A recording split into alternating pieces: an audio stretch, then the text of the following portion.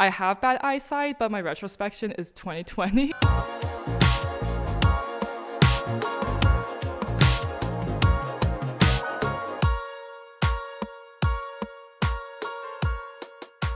Hello and welcome to another episode of the QTcast, the official podcast for the QTRL, the Queer and Trans Research Lab housed at the Bonham Centre for Sexual Diversity Studies at the University of Toronto. My name is Elliot and I'll be your host.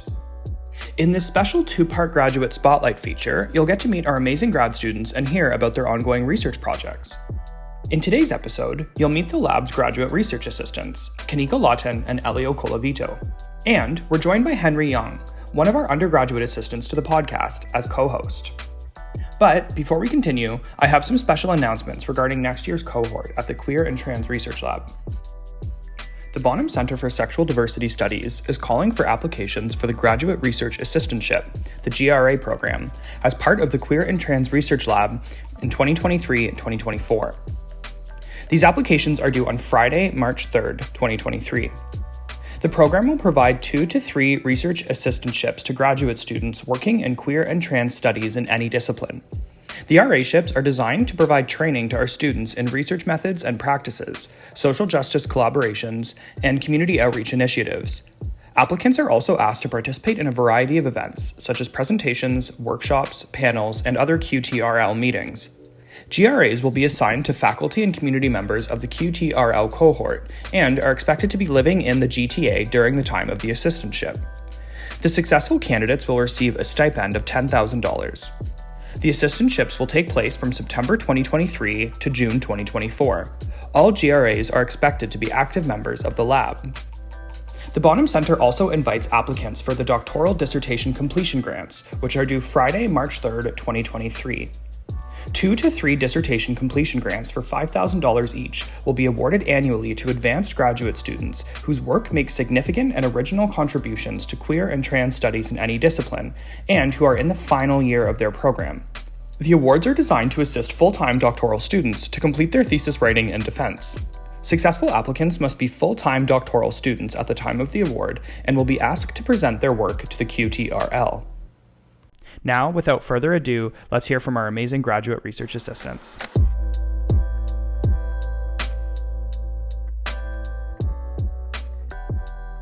So my name is Kanika Lawton, my pronouns are they, them, and I'm a graduate research assistant at the lab. Amazing. Elio, same question. My name is Elio Colavito. I use they, them pronouns, and I'm also a graduate assistant at the lab. That is fantastic. Kanika, can you tell me a little bit about your own personal work as well? Yeah, definitely. So I'm a second-year PhD student in the Cinema Studies Institute, also doing the collaborative specialization at SDS. And a lot of my work is really interested in surveillance footage, so looking at CCTV, police footage, drone footage, and I'm interested in the relationship between aesthetics and violence and space, and looking at like queer and trans and people of color methods of refusing surveillance. Wow, that's very prescient. Thank you. It's a great time to be doing that research. And so who have you found yourself researching with at the lab here? So I'm researching with Shanna Yee, one of the fellows here, and we've been looking a lot at Asian American studies, Asian Canadian studies, and like diaspora studies, especially through the lens of feminism and feminist theory. I don't have a lot of background in Asian American studies or diaspora studies, so it's been very interesting looking at the intersection of that with feminism and look at ways in which feminism, especially white feminism, has both failed women of color, especially Asian women, and how it can bridge the gap between for example, Asian American women, Asian Canadian women, and the larger field of feminism. That's amazing. Thank you. I'm excited to ask you a bit more after, but Elio, let's jump to you. Can you tell me a bit about your own personal work? Yeah, do you want me to do the whole... Do the whole spiel. The whole yeah, spiel, The okay. whole spiel. Jeez. I'm a PhD candidate in the Department of History. I'm also doing the collaborative specialization in SDS at the Bonham Centre. My personal research focuses on the making of a trans masculine community from the late 1960s, early 70s, till roughly 2005 as of right now. But Wow. We'll see how that end date changes as I go along. And what I do is I basically look at all of the mutual aid resource sharing networks, kinship, and how trans men and trans mass people kind of created architecture for living and thriving and surviving in as we know, hostile environments of the past and the present. So Right. that's what I do. That's awesome. And who are you working with here at the lab? Professor T.L. Cowan is my lovely supervisor here at the lab. I'm helping her with her assisted living in the life of the mind project, which looks at faculty ADHD accommodations from a trans feminist crip lens and how we can better help faculty members and people in academia deal with the pressures and lack of support from universities around mental health and things of that nature. So it's been great so far. Yeah. I love hearing that. Thank you. This question is general to both of you. Kanika, if you'd like to go first. Yeah, for sure. How do you find working on your own research and then flipping back as a research assistant? Has it given you anything in your own work? Are you finding that productive, or how has that been? It's absolutely been productive.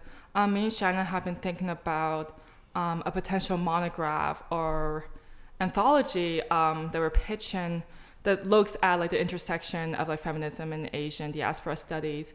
And that's been really productive in my own work because so much of what I do is on trans and queer of color methods and theories. And one of the big theories that we've been looking at is ornamentalism. So the ways in which like Asian women and femmes have been turned into like ornaments throughout history, in media, in popular culture. It's also been like very productive that she's in like women and gender studies, but she also has a background in media studies, and that's what I do. So it's been interesting seeing how like Asian American studies is something I've always been interested in, but I've never had a chance to really study, especially in a Canadian context. But being able to like learn from her, get all of these like recommendations has really like opened up like that side of my research. Amazing. Thank you. Elio, same question.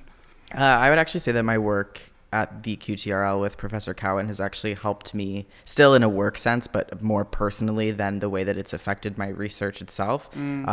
Professor Cowan's project has given me the space to rethink what it means to be neurodivergent, how it means to be neurodivergent in the spaces that I'm also trying to build some kind of a career in.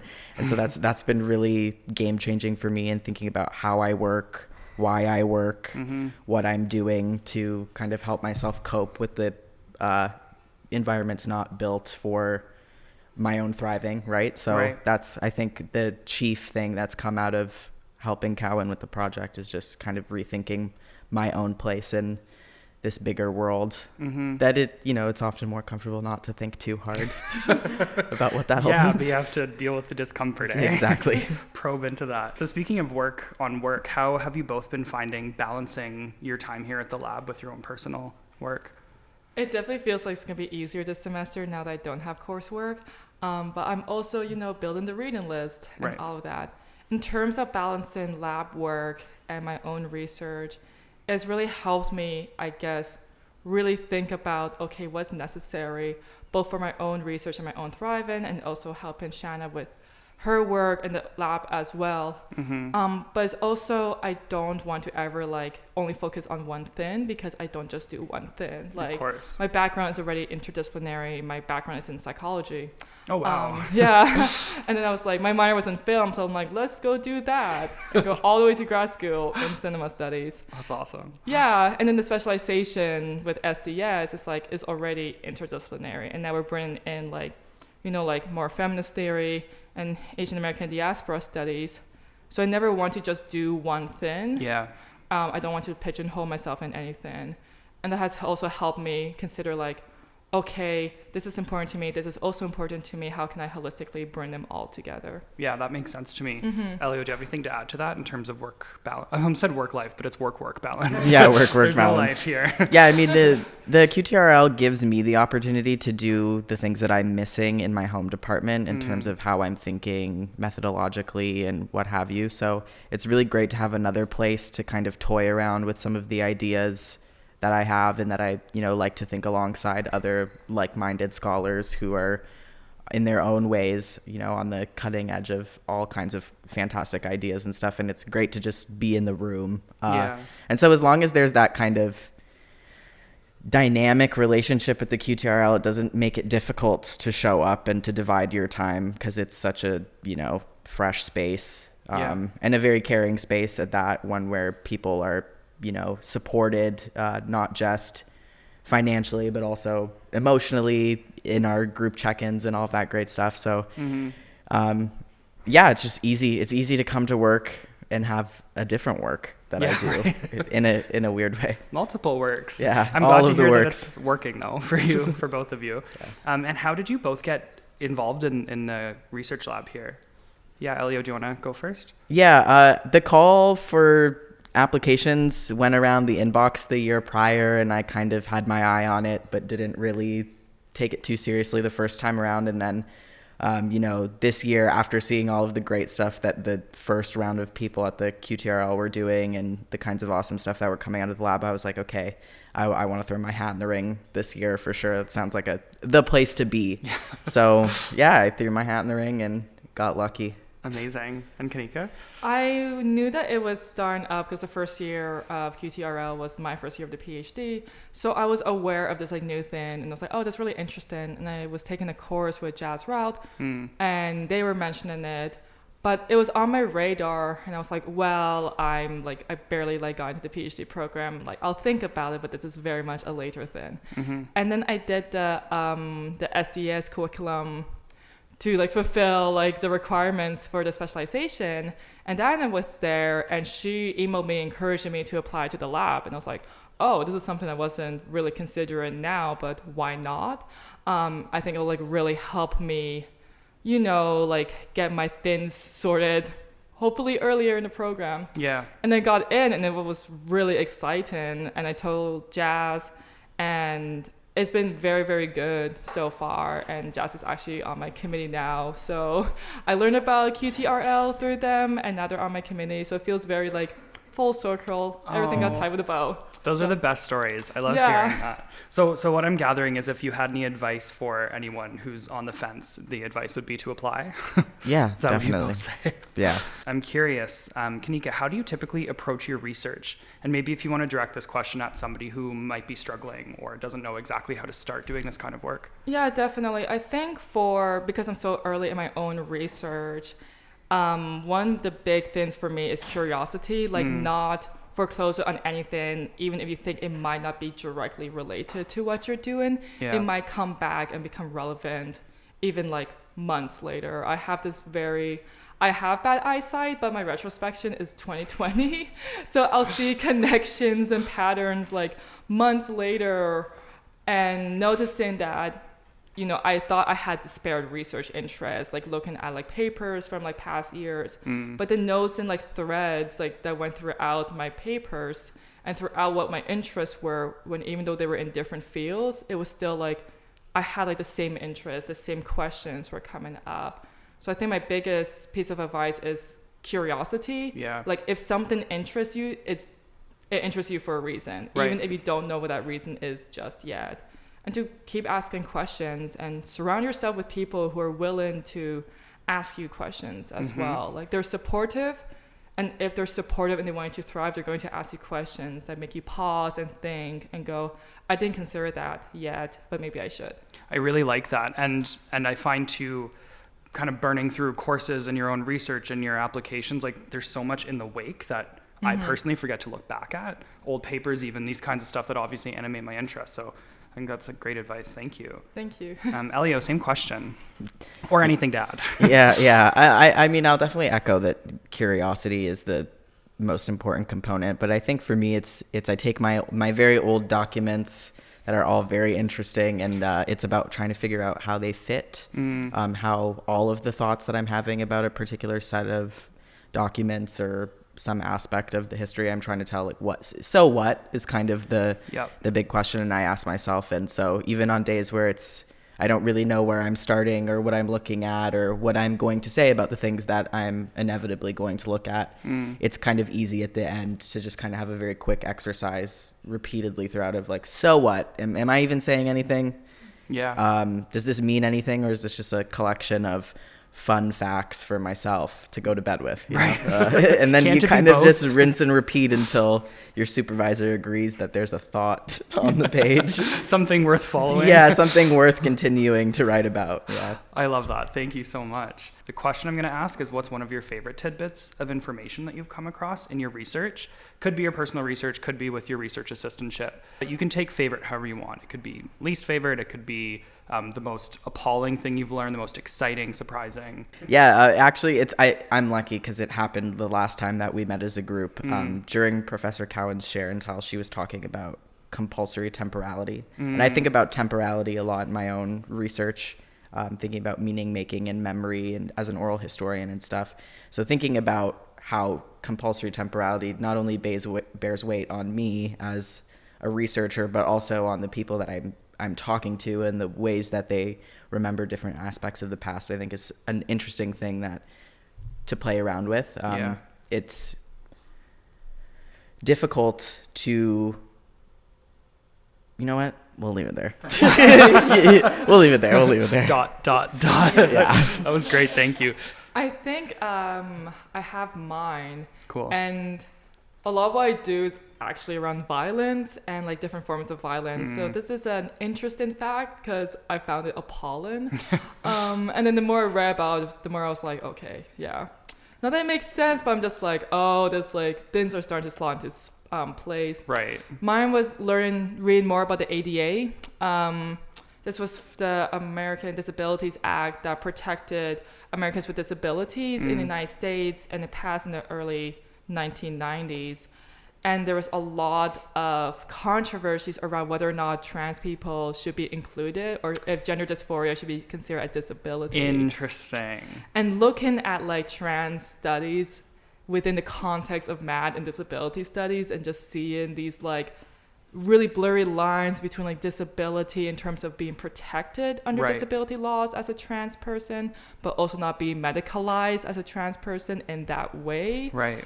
Has been fascinating, as well as some not so appealing fun facts about the Human Rights Campaign in the United States. I'm scared. And how they didn't necessarily support this Employment Equity Act in the early 2000s that protected orientation, like sexual orientation, but didn't protect like gender identity and expression, the first pass. So, you know, it's interesting going to like human rights discourses and be like fascinating. Why are we putting like different groups of individuals and pinning them against one another in legislation? Right. Did that stop?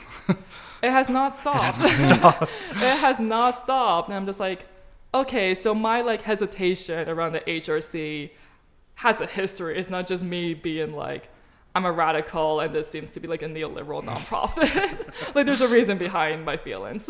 This is a bit of a follow-up question that I kind of want to toss out to both of you.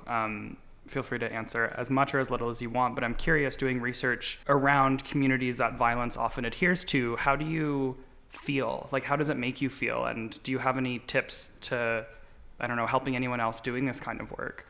Yeah, thinking about obviously like violence, and so much of the work I do is around like death, quite literally like death and forms of mourning and remembrance, and like the violences being perpetrated against like the communities I'm a part of.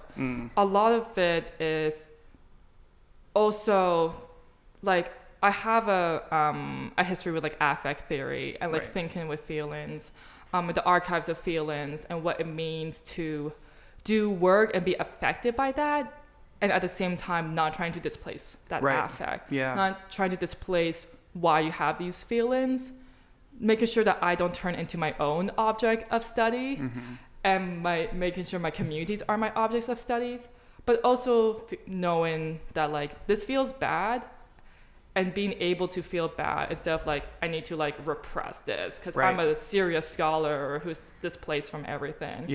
And I don't want to do that. I don't want to be this detached scholar who's like doing like this weird like study of like my own communities. It feels like ethically like really bizarre. Yeah, I agree. So I think like being able to sit with the bad feelings and also knowing when to step away from it. And sometimes you do need breaks, and sometimes it is too much. And that doesn't mean you're like a bad scholar. It means you're human. Right. It means you're human and you're doing research that's important, but there's only so much you can handle. And being able to like take a step back and like surround yourself with forms of like joy and forms of flourishment. Like I look a lot at like trans like maladjustment, which I got from Cameron Awkward Rich's new book, but also like trans joy and what that can look like. What's the flip side of that? So like being in a community and having like good like networks is also really important when you do like more like individual research. Yeah, that's so important. Thank you for that. Elio, do you have anything to add to that? I think if I could as eloquently say something, it would be the exact same thing Kanika said. Amazing. But yeah, you know, sometimes it really does feel like shit, and you have to just let it feel like shit, do something with the shit, and then go hang out with a friend or do what you need to do to have a life outside of working through shit. I think that was eloquent as shit. As eloquent as it's going to be today. It's amazing. I just wanted to ask each of you if you had anything to ask the other one, either about your research or your role here at the lab. I have a question for you, and it's about oral histories. Okay. And like doing that type of work, especially in terms of like its methodology, because oral histories is something I'm interested in, but I have no idea like how to go about it. You know what I mean? I'm so used to like written histories and like going into the archive of images and documents and all of that. But about like oral histories and like how that, I guess, changes what we understand like history to look like. Big question. Yeah, I mean, I think it's totally game changing.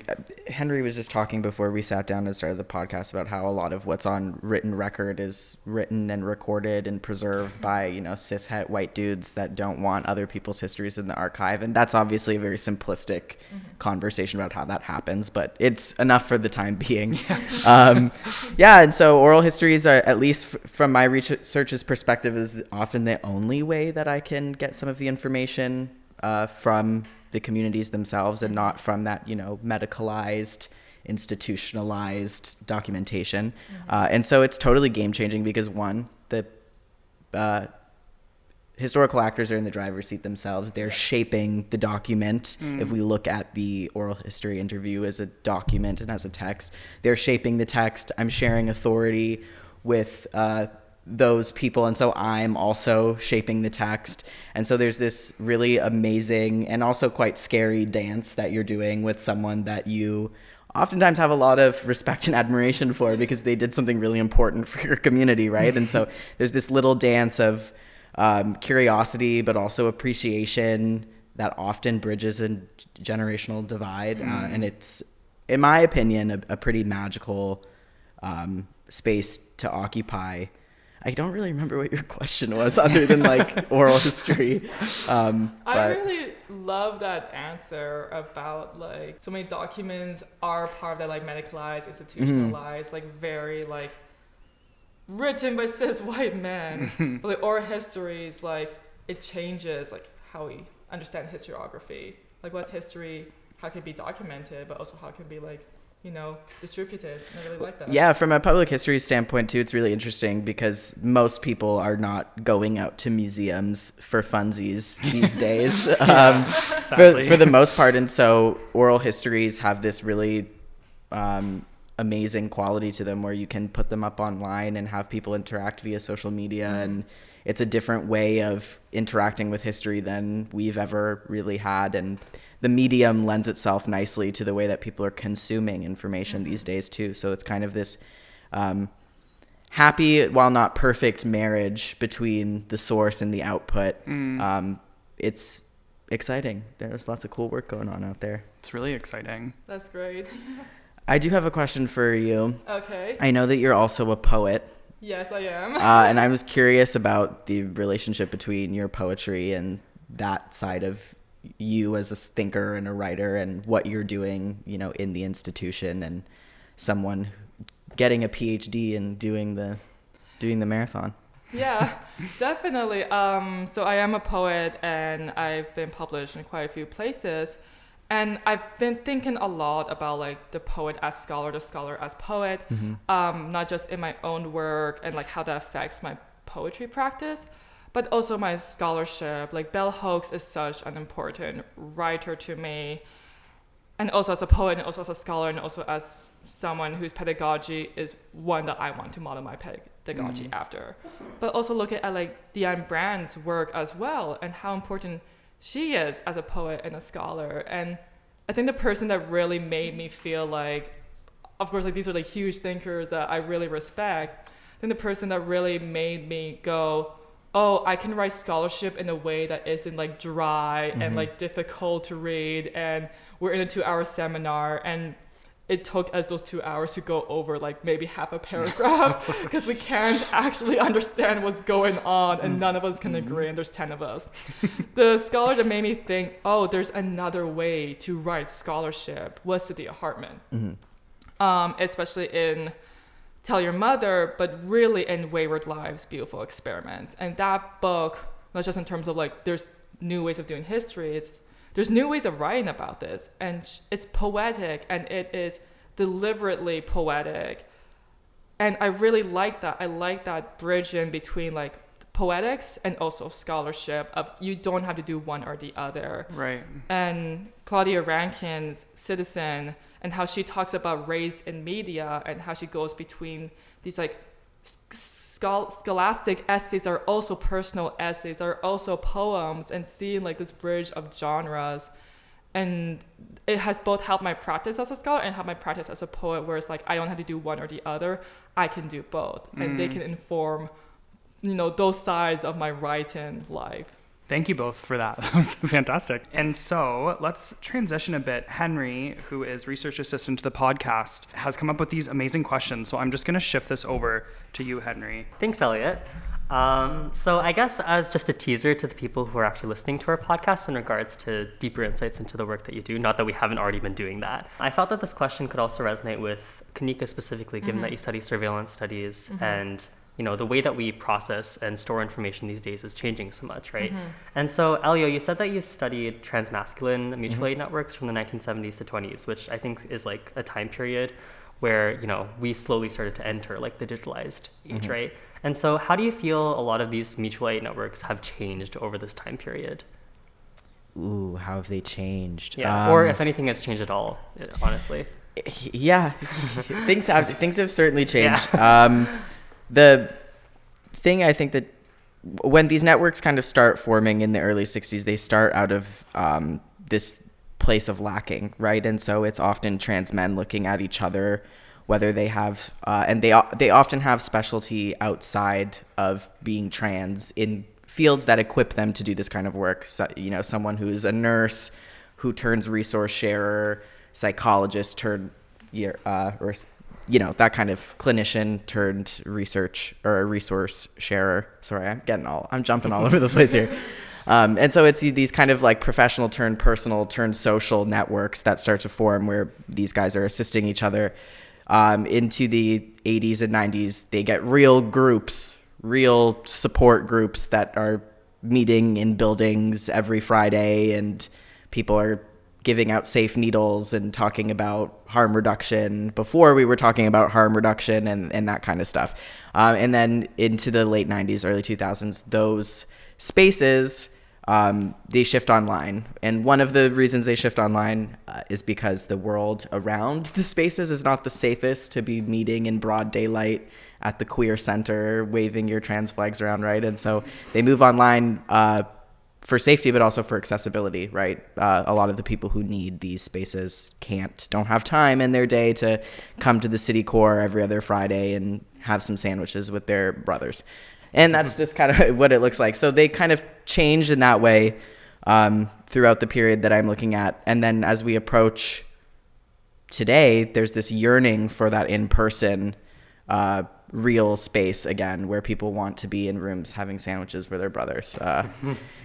Partially maybe because it's a little safer to do it now, but also I think the pandemic has really changed a lot of the way that we prioritize socializing and in-person connection and human touch and all of those lovely things we took for granted before. And so that's the long story short. It sounds like ultimately that transition had a really resounding impact on the community. Totally. So thanks for talking about that. In regards to Kanika, you being a writer, when you think about like your perfect collaborative manuscript, like let's be imaginative here, right? Are there any artists or writers that you would like to collaborate or work with for future publications, whether it be something that's in the academic space or purely in your creative space, like the amazing poetry works that you do, by the way? Definitely. I mean, these are all like very like speculative. I do like the speculative. I know Franny Chow like personally, and she's actually the partner of Cameron Awkward-Rich. Yeah. And the way she's an Asian American writer and poet, and the way that she bridges like what I said earlier about the ornamental when it comes to like Asian American women and femmes, as well as technology and like the Anthropocene and all of these different like questions in her poetry is so fascinating to me that like I would love to do like, she was the first person I thought about in terms of doing like a collaborative like long poem that's actually a long essay, that's actually a long monograph, that's actually like a long journal entry. And I really like it when poets become like novelists and when poets become scholars. But I also don't think this is like a one and done thing. I think like, you know, I don't believe in the whole like, if you're a poet, you can't write a novel. If you're a novel, you can't write a poetry book. I do think that these are very slippery borders. I also don't believe in borders. So I don't believe in those. There are distinctions, but you can like slip across them. So she's probably at the top of my list. And I really respect Cameron Awkward-Rich's work, both as a poet and as a scholar, especially in trans studies. So those are probably like the two big ones for me. No, yeah, that's lovely. I think I'll pass it over back to Elliot now for the wrap up, but thank you guys. Thanks you so much for that, Henry. So how have you both found your time at the QTRL so far? I love it, honestly. It's been so generative and honestly joyous, like being able to come here for our share and tells, and like I feel very fortunate that in my program it's supportive.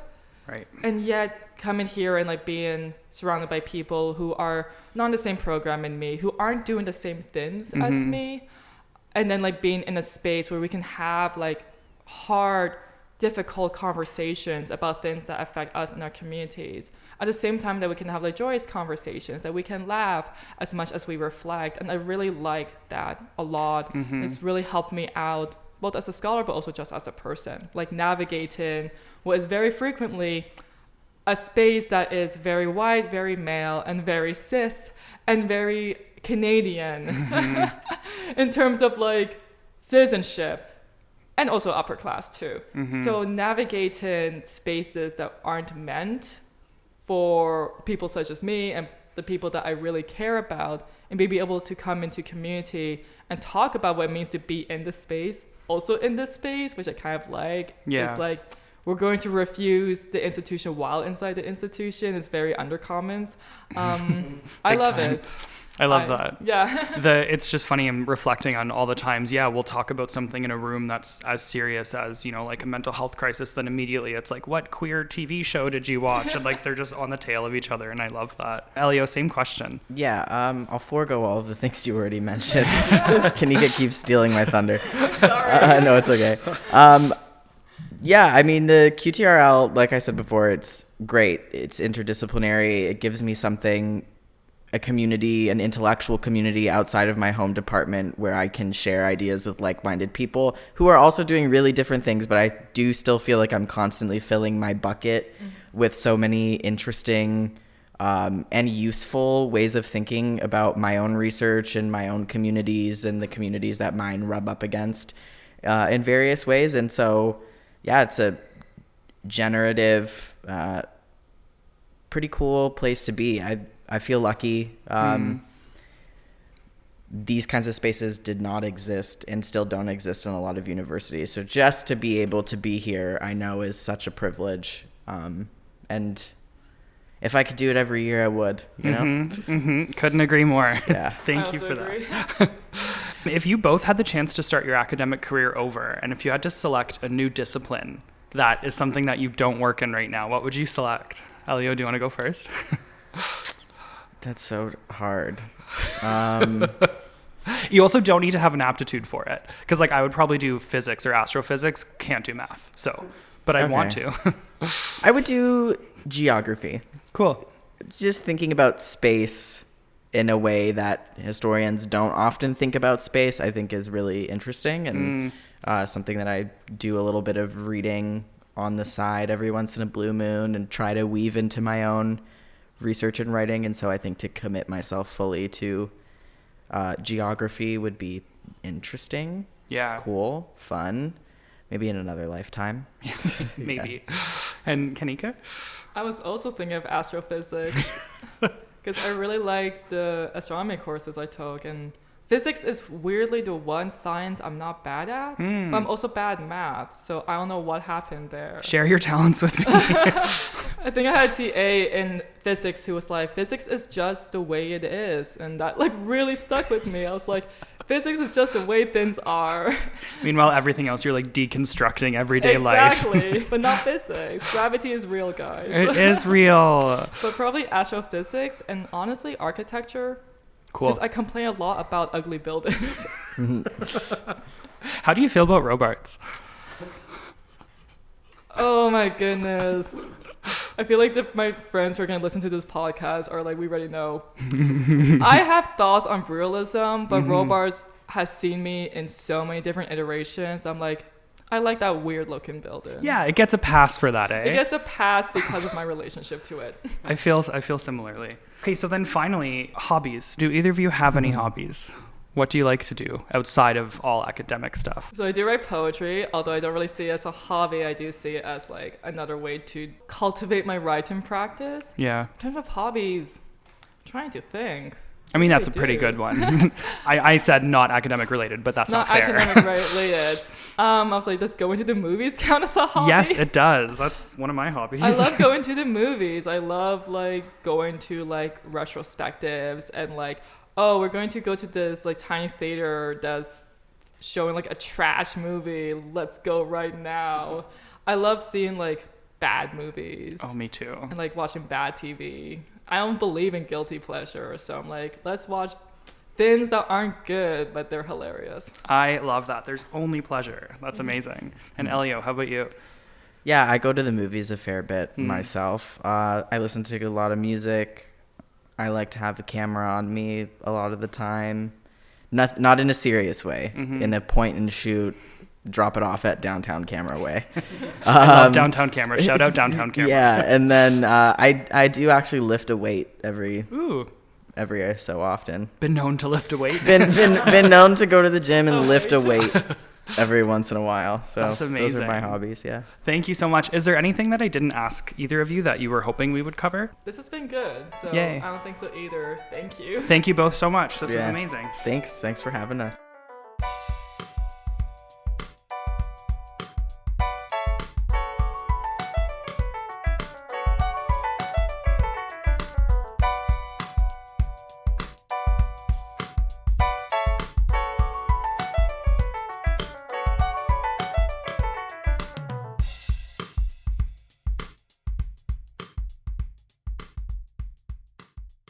This podcast was made possible by the Mark S. Bonham Center for Sexual Diversity Studies at the University of Toronto, St. George Campus.